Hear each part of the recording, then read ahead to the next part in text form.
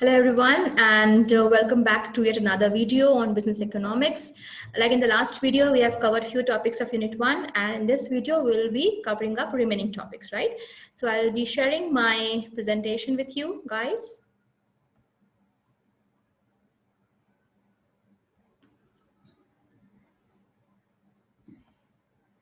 Okay, so let's begin with our Unit 1 Part 2.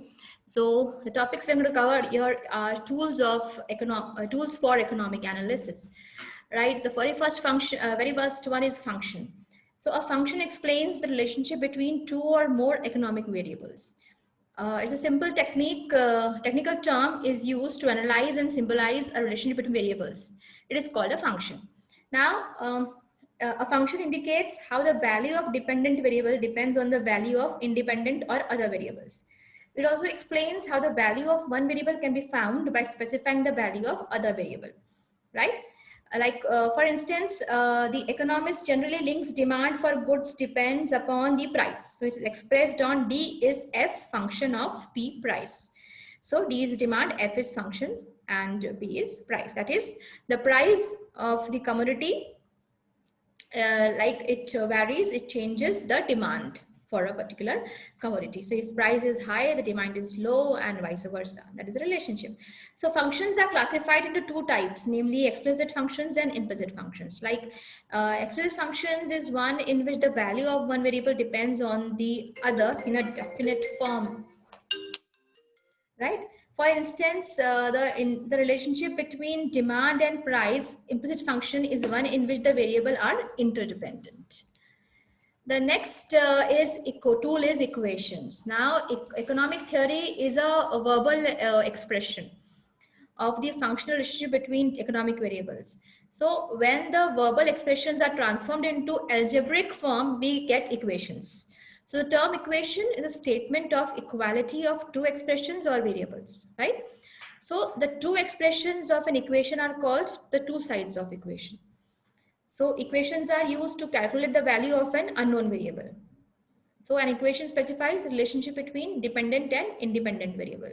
Like, for example, in a concise statement of a particular relationship, for example, the functional relationship between consumption and income can take different forms. Like the most simple equation is C, that's consumption is a function of Y, income. States that consumption C is related to income Y. It says nothing about the form that this relation takes. Here A is constant, right? So, and it has a value greater than 0 but less than 1, that A. Now, thus the equation shows that C is constant proportion of income. For instance, if A is half, then the consumer would always spend 50% of the income on consumption. The equation shows that if income is 0, consumption will be 0. The next one, tool is schedule. Now, schedule, it has columns and rows wherein you draw a relationship between two or more variables. Like the first is unit of commodity that you intake, the second is marginal utility you get from it, and the third is total utility you get from it. So schedule helps us to understand, and then we interpret the things with the help of schedule. Now these concepts like marginal utility and total utility will be studying in the future slides. The next tool is graphs and diagrams. A graph or a diagram presents the relationship between two or more sets of data or variable that are related to one another, right? So graph is most commonly used tool in modern economics. Graph depicts the functional relationship between two or more economic variables. The use of graph provides a better understanding of the economic generalizations. So graph presents a visual picture of an abstract idea. Also, it is useful for accuracy and precision. So when you study law of demand, so you'll study that with the help of schedule and graph and understand.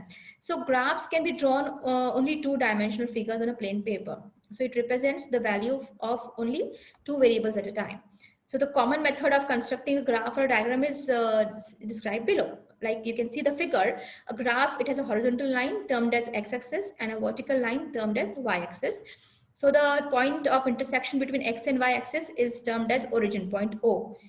And the surface is divided into four parts. Each part is called a quadrant. The four quadrants are numbered in anti-clockwise direction that depicts, as you can see in the figure, right?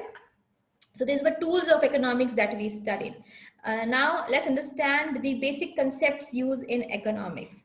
So the first concept is household. Now what is the meaning of household? Now the household consists of one or more people who live in some house and share meals, right? Like we stay with our family. So it may also consist of a single family or a group of people like a joint family. It can be anything. So the household is a basic unit of analysis in many social, microeconomic and government models, and it is important to economics and inheritance.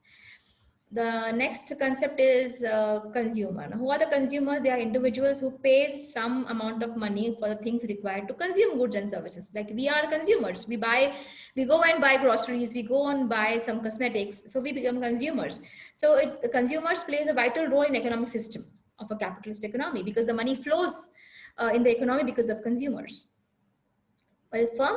Now, firm is a for-profit business, usually formed as partnership that provides professional services. It can be legal or accounting or anything. The theory of firm persists that firm exists to maximize the profits and earn profits. Now, what is a plant? In study of economics, plant is an integrated workplace. Now, usually all in one location. So it generally consists of physical capital like building, equipment, like at a particular location that is used for the production of goods. So the plant, it can also be called a factory, as we all know that. Now, what is an industry? Now, industry is a group of companies, a wider concept that are related to, based on their primary business activity, right? The definition of an industry in any large scale business activity or a type of productive manufacture or trade.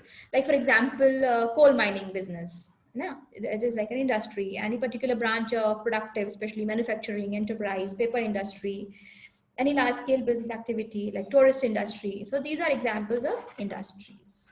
So these are the basic concepts that you should know when you study microeconomics. Now, the goals of a firm. Let's understand the goals of a firm. That is the objectives of the firm. So the first and foremost objective and goal of firm is profit maximization. We start business, we do anything with the motive of earning a profit. So profit maximization approach about the behavior of the firm is one of the most fundamental assumptions of traditional neoclassical economic theory. And the attempt of any entrepreneur is to maximize profit is regarded as a rational behavior. It is a rational, it's a natural behavior of any entrepreneur. Just as a rational behavior in the case of firm is profit maximization, profit is a basic to the philosophy of the free enterprise system because the survival depends on them, on profit. The next goal is, of course, long-term survival. The main objective of the firm is to obtain the stage of long-term survival. That is going on and on and on, right?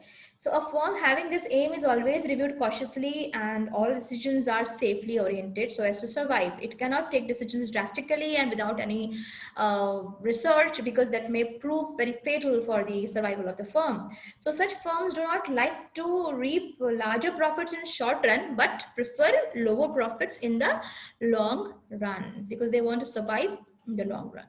The next is sales maximization. Of course, if sales maximizes, profit maximizes, and everything is connected. So firm often seeks to increase their market share. Even if it means less profit, this could occur for various reasons like increased market share increases monopoly power and may enable the firm to put up prices and make more profit in the long run. So increasing market share may force rivals out of the business. So it is like the growth of supermarkets have led to the demise of many social shops, local shops. We all know this is the biggest example in front of us. So as such, these supermarkets have come in like big bazaar and D-marts. What happened to these local shops, the local grocery stores? Somehow their sales got affected. So some firms may actually engage in predatory pricing, which involves making a loss to force a rival out of the business. So that's the goal of the firm, to maximize sale. The next is growth maximization. Now this is similar to sales maximization and may involve mergers, takeovers, right? So with this objective, the firm may be willing to make lower level of profits in order to increase the size and gain more market share. Now, more market share does what? It increases the monopoly power and ability to price better. So these are the goals of the firm. Now, there are few non-economic goals as well. Now, what does a non-economic goal means? Non-financial objectives relate to employee satisfaction, customer satisfaction, corporate social responsibility, and so on. So thus, the strategic objective should also involve areas such as welfare of employees, quality products to the consumers, after-sales services to the consumer as promised, and the needs and preferences of other stakeholders. So this shift of focus to include more than just profits in the objective of the company is called a triple bottom line: profit, people, and planet. So a social, economic, and environmental concern, a firm may incur extra expenses to choose products which don't harm the environment, or products not tested on animals. Like alternatively, firms may be concerned about local community, charitable concerns. So some firms may adopt social, environmental concerns as part of their